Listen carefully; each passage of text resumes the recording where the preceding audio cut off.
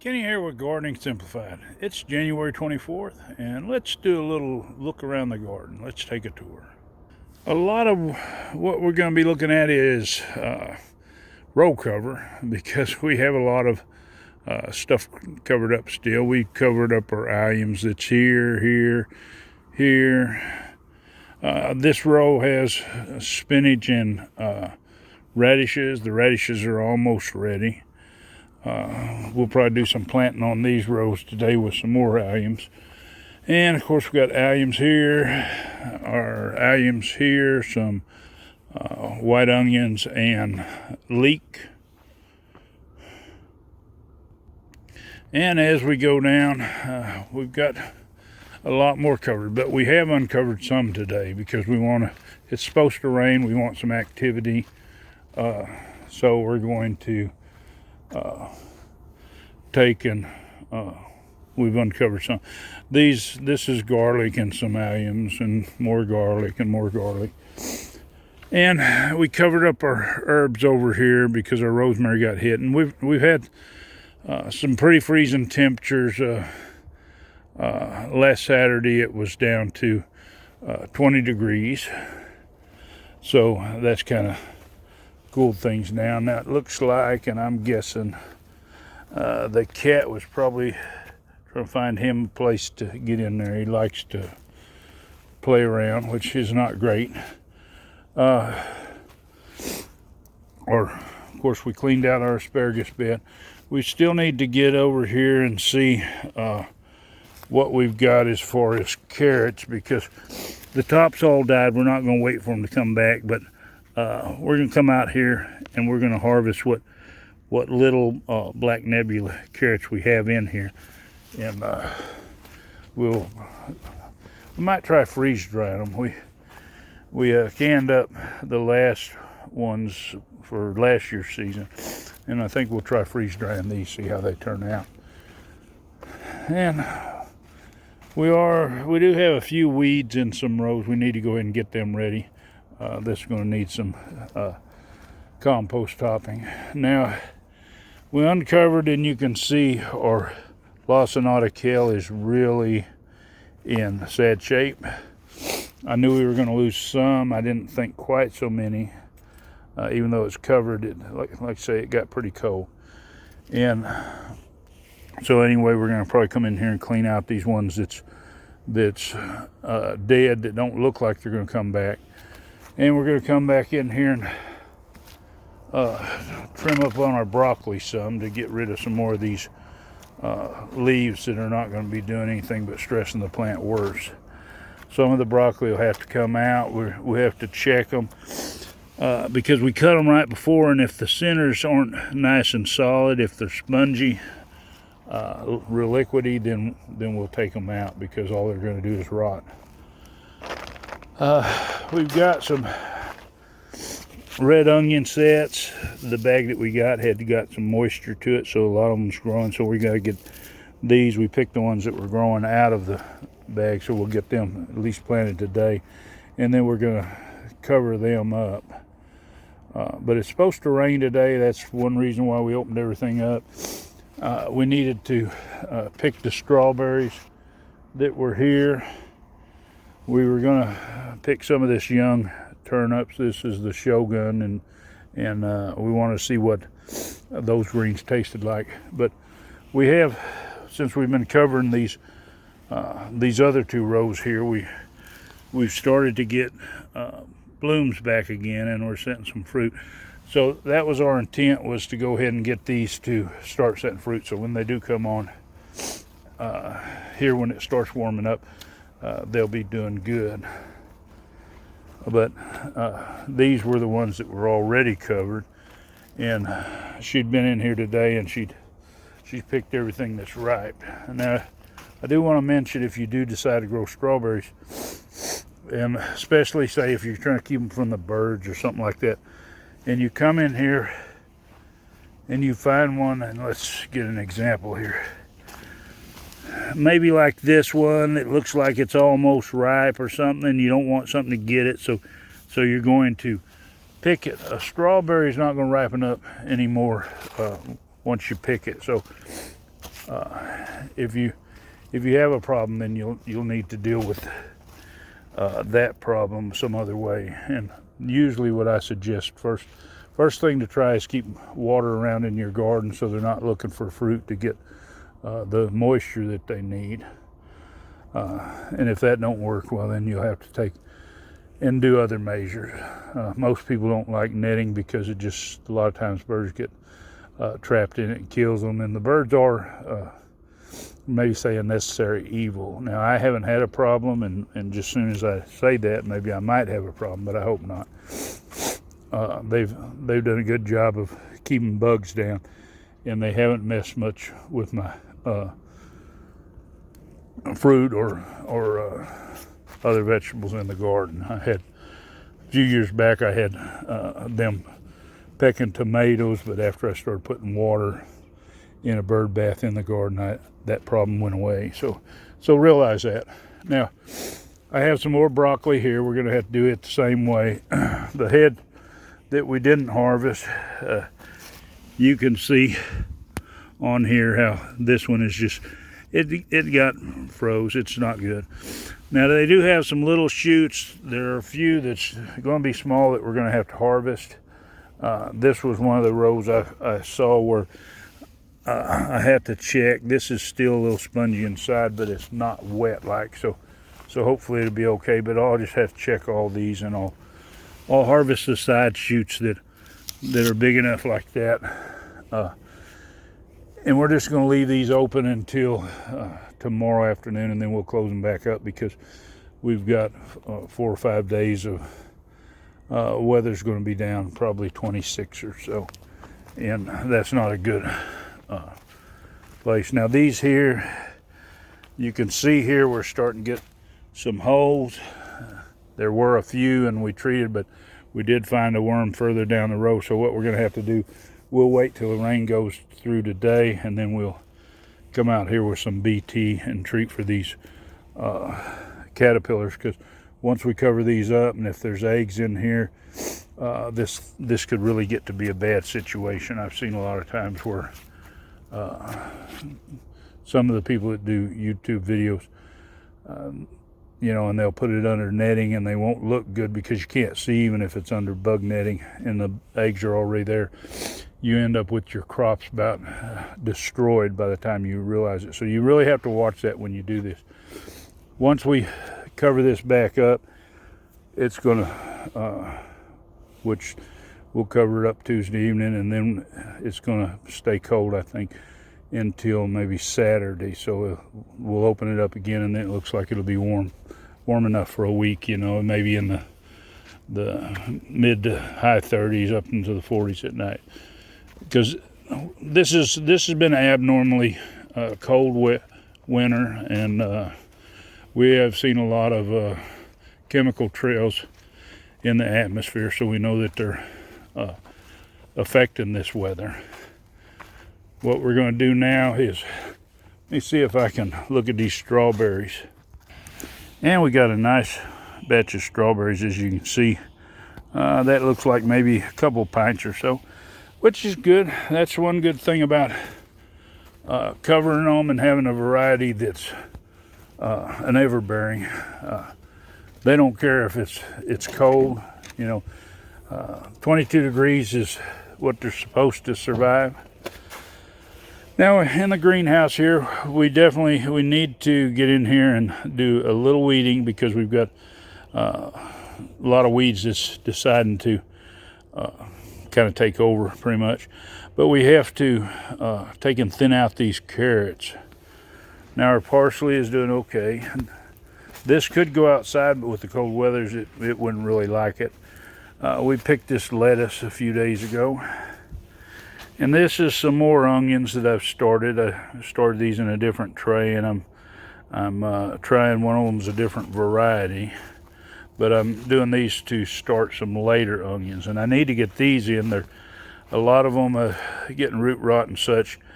I need to fill in some of the rows with a few where they've died out. But we'll get these taken care of. It's not like we have a shortage of carrots. We really have a few too many. You can see on the one lettuce plant right there. We missed picking it, which it'll go into a salad probably here this week. Our chard is doing okay. It's not super good. We're going to come in here today. We'll get the some of the dead leaves out. Go ahead and weed this, and then we'll take and fertilize it probably with some fish emulsion. We'll get it going. We're going to harvest a bunch of this cilantro today, and we'll put it in the freeze dryer so we'll have it, and then come back and fertilize it with some fish emulsion, see if we can't get it to going again. This is our muskellin mix. It's was picked yesterday. It's a little bit different than our other salad, and kind of you know, I sample a lot of the leaves when I pick them. That way I can tell if something's getting bitter or if it's a bitter type of lettuce or whatever. And it's pretty good. Our Bok Choy, our Chinese cabbage, it's doing really good. Won't be long because it's getting well rooted. We'll come back in here like with some fish emulsion too, fix it up. We have a little more parsley. We still have some that we haven't put out, and I need to get this out. I've failed to water a few times, and it's really affected it as far as how good it's growing. Now these are all the propagations are out here. You can see some of them's leafing on the elderberries. We have 4 trays of lettuce. I've tried to grow some more red varieties because that's kind of what I like, a lot of the red ones, and customers do too. So these are a lot of these are ready to put out. I've got to replace some in the little greenhouse. Over here we have our winter potato troughs. They're doing pretty good. Now we put some hoops, but we didn't get them to where they come out good and keep everything off. So I've seen a few leaves that might have got damaged on the edge of them, but overall it's kept them healthy, and hopefully here in a little bit we'll have some potatoes. We have here our celery, and then we have a couple trays of collards to replace our collards that we have.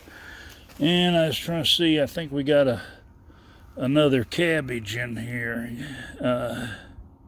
Yeah, we got this early Jersey cabbage that's over here. These 2 are collards, but they won't be long. They're starting to get their second leaf, so they'll be able to go on out. We'll give them some fish emulsion today, get them to growing. We're getting close to getting my area prepared for my blackberries or boysenberries most likely, but these are a big berry. These are probably 1.5 to 2 inch and probably 1 inch in the diameter. They're rather large, like a boysenberry. Now we've got our fig tree propagations in here. Now I can see, and I'm going to do a video on this on the update on propagations. I see so many YouTubers that propagate, or they show propagation, but they never do a follow-up. So that's what we're going to do. But I can see, like on this one here, its leaves are sprouting. It is warm enough in here, and what I'll do is actually take that out of the pot in my video, and we'll see how the roots are going. Now I did try propagating some blueberries, but it's really not the time, and I don't think I've got any success at all. I'm going to leave them in there, keep taking care of them, and see what happens. But for soft cutting it, this is not the time of year to be propagating it. You'd have to have really good control condition. But anyway, we're going to we'll go through that. Let's go look at the other greenhouse. In our little greenhouse, as you can see, all these lettuce over here, they pretty much had it. There's a few over here that survived, but they pretty much had it. I still need to take these pepper plants out, but these in the middle, most of them are doing good. We harvested these a few days ago, and so they're looking skimpy, but they're doing good. We covered them, and we'll start covering these others too once we replant a lot of those little ones in there.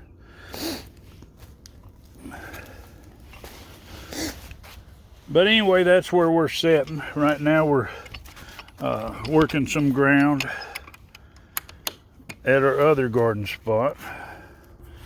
Over here at our fig trees, and we're gonna kind of try to specialize in figs. But my wife says, we got crop circles out here. We've come out and we put about 3 inches of compost around these. Now it has been cold, but this particular variety, and I don't know if this is a Texas everbearing or what it is. I've got this from my father-in-law, and he's passed, so I don't know. But you can see its buds are really there. They're nice and green. So the cold weather we have hasn't affected them. As far as this year, it didn't get cold enough to kill them back.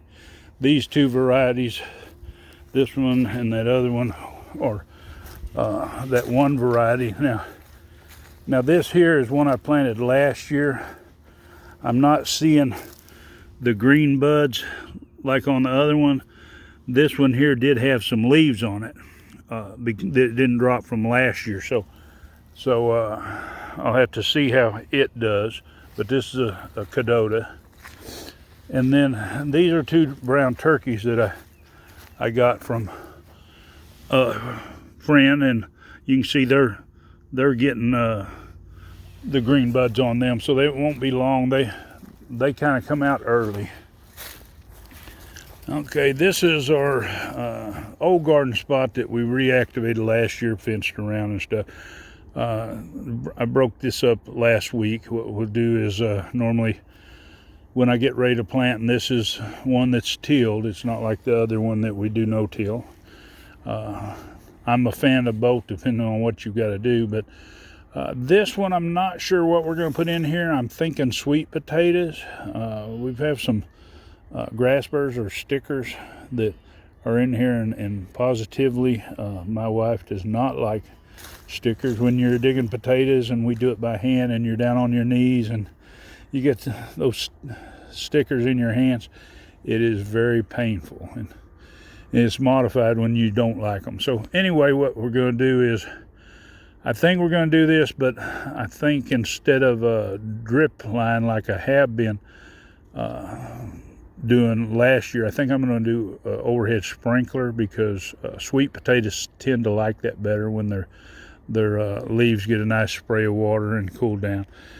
They really do better. So this one here, I might put some a variety, either a sprinkler and drip line, because I do have my drip lines for this area, but I'm not sure. And I've also, down in this area down here, I've done a little tilling where I'm going to start putting in some of the propagated trees. The elderberries will be over in this area, and different places.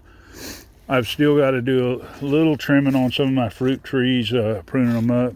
I have one down here. This tree is a Honeycrisp, and I always say, they say they won't make it, needs pruned down.